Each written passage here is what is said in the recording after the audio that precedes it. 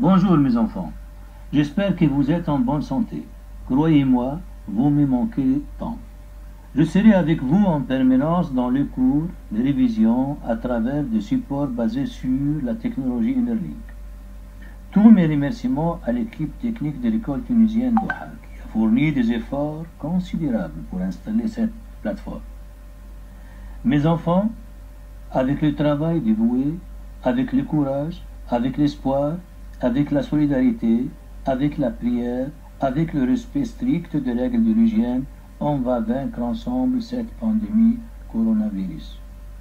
Rassurez-vous, on a presque fini notre programme. Il nous reste seulement 2 modules, 7 et 8. Aujourd'hui, je vais vous présenter une leçon de grammaire qui a pour objectif reconnaître et employer les compléments de temps. J'observe. Avant de se coucher, Paul écrit une lettre à ses parents. Son papa et sa maman liront cette lettre du jour après. Ils répondront le lendemain à son courrier.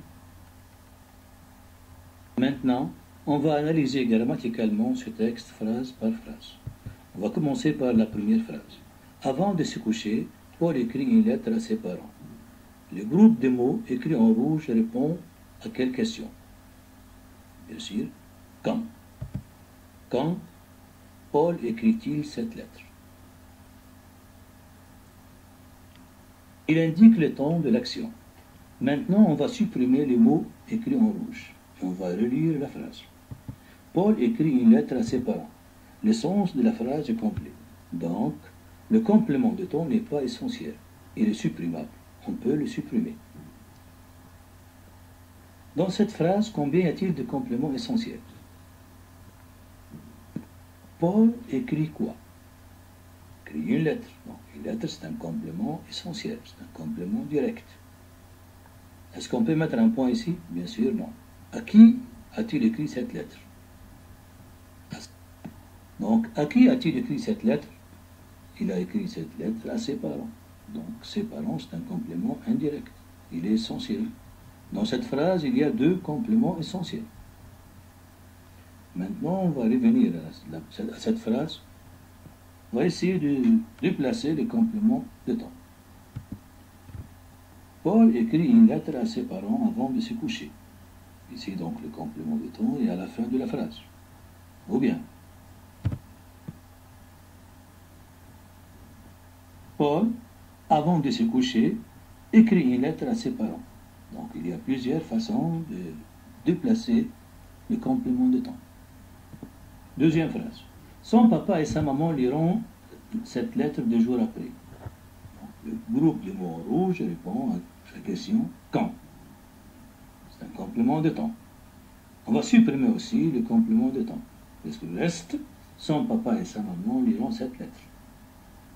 On va déplacer aussi le complément. 2 jours après, son papa et sa maman liront cette lettre. Troisième phrase. Ils répondront le lendemain à son courrier. Dans cette phrase, le complément de temps est placé. Dans cette phrase, le complément de temps est placé au milieu de la phrase. Donc, regardez, donc il y a une virgule avant et une virgule après le complément. On va maintenant essayer de supprimer tous les compléments et on va relire le texte. Paul écrit une lettre à ses parents.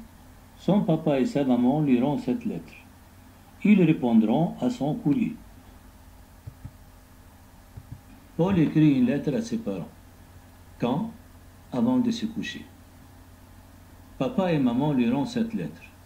Quand? 2 jours après. Ils répondront à la lettre de leur fils. Quand? Le lendemain. Les mots et groupes de mots en rouge répondent à la question quand. Ils apportent de l'enseignement sur le moment où se déroulent les événements. Ce sont des compléments de temps. Comme le complément du lieu, les compléments de temps peuvent être déplacés et parfois même supprimés. Ce sont des compléments non essentiels. Exemple. Avant de se coucher, Paul écrit une lettre à ses parents. Paul écrit une lettre à ses parents avant de se coucher. Paul écrit une lettre à ses parents. Maintenant, on va faire quelques exercices d'application. Consigne. Souligne le complément de temps dans les phrases suivantes. J'ai pris ma première leçon de bicyclette à 4 ans. Deuxième phrase. Chaque jour, la télé et la radio diffusent le bulletin Corona. Troisième phrase. De nos jours, on utilise l'ordinateur dans l'enseignement à distance. Quatrième phrase. Depuis la découverte de l'informatique, la communication est devenue très facile. Dans la première phrase, le groupe nominal sujet, c'est un pronom personnel sujet.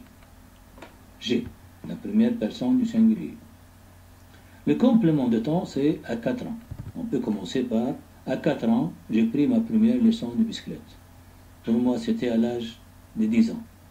À cette époque, la bicyclette a été très chère. Deuxième phrase. Chaque jour, la télé et la radio diffusent le bulletin Corona. Le terme temporel, chaque jour. C'est un mot qui indique le temps. On peut commencer comme ainsi. La télé et la radio diffusent le bulletin Corona chaque jour. Troisième phrase. De nos jours, on utilise l'ordinateur dans l'enseignement à distance. Le mot qui indique le temps, c'est de nos jours. On peut le supprimer comme on peut le déplacer comme les autres phrases.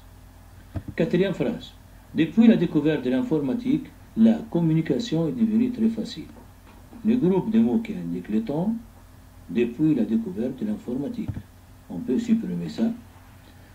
Et on lit, la communication est devenue très facile. Comme on peut le déplacer. À la fin, exemple. La communication est devenue très facile depuis la découverte de l'informatique. Ou bien, la communication, depuis la découverte de l'informatique, est devenue très facile. L'exercice numéro 2.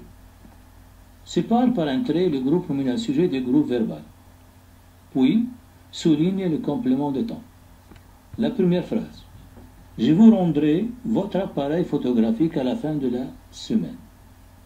Deuxième phrase. Pendant les prochaines vacances, nous irons à la mer. Troisième phrase. Une émission télévisée sur les planètes sera diffusée ce soir. Et dernière phrase.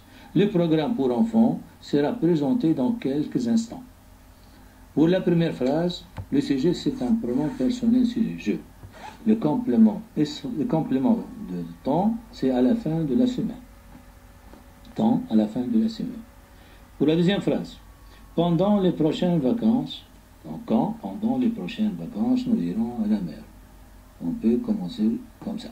Nous irons à la mer pendant les prochaines vacances. Troisième phrase, une émission télévisée sur les planètes, ça, c'est le groupe nominal sujet.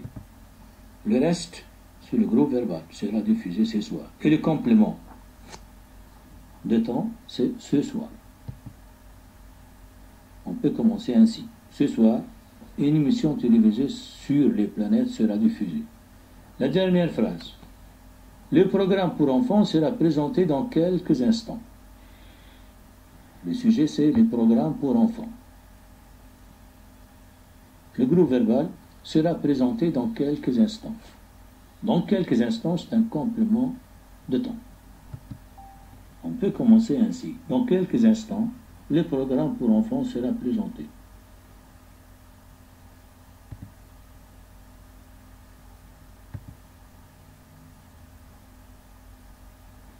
On passe maintenant au travail individuel sur le cahier d'activité. Il y a 2 exercices. L'exercice numéro 1, il y a 3 consignes. Petit A, identifier le complément de temps. Petit B, déplacer le complément de temps. Et petit C, compléter un petit paragraphe avec le complément de temps donné. Exercice numéro 2 a pour objectif classer des actions selon l'ordre chronologique et identifier le complément de temps.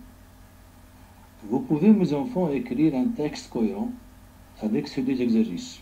C'est une occasion pour travailler la production écrite. J'attends vos essais. Au revoir et à la prochaine séance.